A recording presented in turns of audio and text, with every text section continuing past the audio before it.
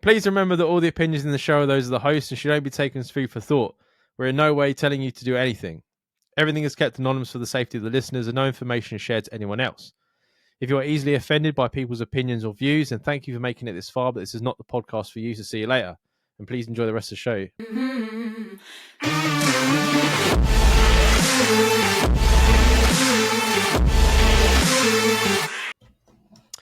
Hi, you lovely pair.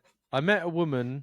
I have a problem. She's gorgeous and is very loving and ticks most of the boxes, but I hate to admit she is just not there intelligence-wise. The other day, she was talking about places she would like to visit in the future and said countries like Paris or Rome. When I said they're cities in other countries, she just couldn't grasp it and proceeded to say London is a country in itself. And we live in London. There's been many... There's been many times we had conversations like this, and I'm not sure if she's being serious or playing dumb. It's not nice to think of someone in this way, but I can't deal with a dumb person like this for the rest of my life. Am I shallow? Am I right to worry? When I read this email, it's like me in fucking every episode of this podcast.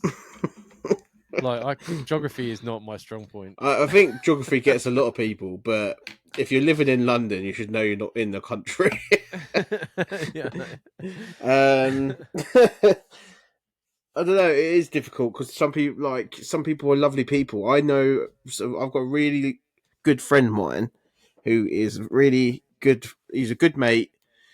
He's a lovely guy, but he is thick as shit. And sometimes I struggle with conversation. If me and him are left alone and the rest of the group disperse, I've not got much to say to him because I think to myself, he's not going to understand what I'm talking to him about. Do you know what I mean?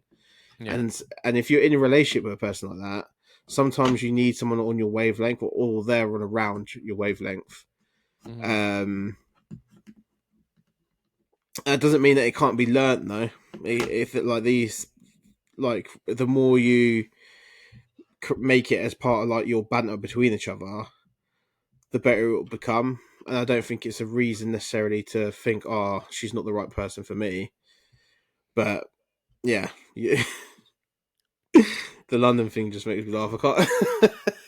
I remember this girl coming over, and we went with my mates, and we were watching Family Guy, and she thought Hitler was just a joke that everyone made up around the world. Like, she didn't think he was a real person. Really? She just thought Hitler was someone that everyone just made like jokes up about. And I always think to myself when people do stuff like this, I'm like, did you make it the whole way through school? Like, but we were watching Family Guy and someone got their hand cut off and she screamed because she couldn't handle that their hand was cut off. Mate, that would have been a red flag for me. I'd have been like, right, okay. Well, that was the last time I saw her, so clearly it was a red flag. But I went to school with a girl as well, and like she got like really good grades. Mm.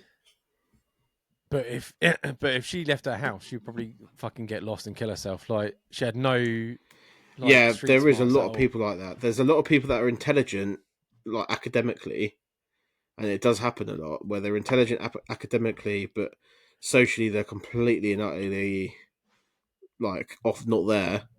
Yeah. Or it can go the other way where people are like look at what's his name used to put on the act all the time, Joey Essex. Joey Essex used to act like he didn't even know how to read a clock and stuff like that. He was a complete idiot, yeah. Mm-hmm. And then when you see him in Love Island or X on the Beach or anything like that, he knows how to navigate them circles very well, because it suits him. Do you know what I mean? Yeah. But when he wants to play dumb, he plays dumb. And some people do play.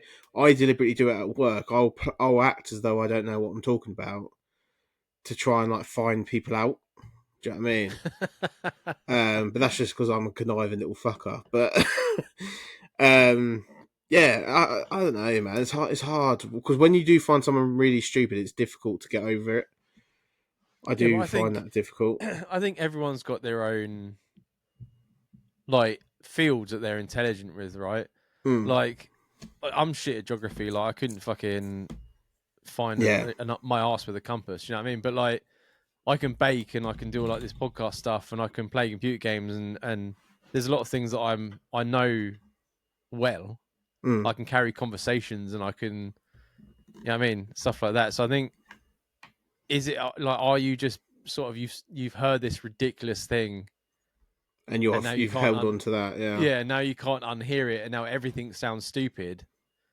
Because I mean I've had that, because that's like, that's almost to the point where like I've met someone and I'm like, oh, everything's great, and then you find something you don't like and you're like, but that was me being scared of taking it further. Like I was Mm. looking for something to fucking scare me off. Or you know what I mean? Yeah, It's hard it sometimes. becomes like the excuse, doesn't it? But Yeah, yeah. there is always something a bit that I kind of agree with what you're saying there. Like, Charlotte would know a lot of things about, I don't know, like different like sides of Twitter and stuff like that. She would have a lot more knowledge and stuff like that. But then when it comes to like general knowledge, I know quite a bit, and that's just because I was a little geek about certain subjects. Mm-hmm. Um, but that doesn't mean I'm any more intelligent than Charlotte is. Do you know what I mean? Yeah, yeah. And vice versa. I think people do have their own niches. I think Um, it depends as well, like where you are, sort of thing. Like if you're a business owner mm, hoping to do this and make this amount of money and stuff like that, you need someone similar to you that's in that sort of sense. But if you're just happy being with this person and it's not like you're not asking her to fucking cure cancer with you, then was it really, you know what I mean? You're going to yeah, have some intellectual conversations, like everyone has them, yeah, of just course. not about geography. Yeah, just don't buy a globe. Well, maybe buy her a globe for a birthday or something. I don't know. You could like subconsciously be like, do you know what would be great on date night? Let's do some geography, like trivia, and then just like subconsciously teach her geography as you're going along. I think if she doesn't catch on that you're doing it, then you're definitely is a red flag there. Oh yeah, so yeah, see if you can find common ground and like find things that you know she is interested in and like she has a bit of knowledge in. If it Mm. really does bother you, then yeah, I mean, yeah, I mean, it's probably smart to move on, right? Yeah, if it's really getting to you, then you're better moving on. But I think try and if she's a nice enough girl and she ticks all the rest of the boxes, try to find your common ground, as Dan said. Yeah, yeah. Everyone's intention about something. You know what I mean? Yeah.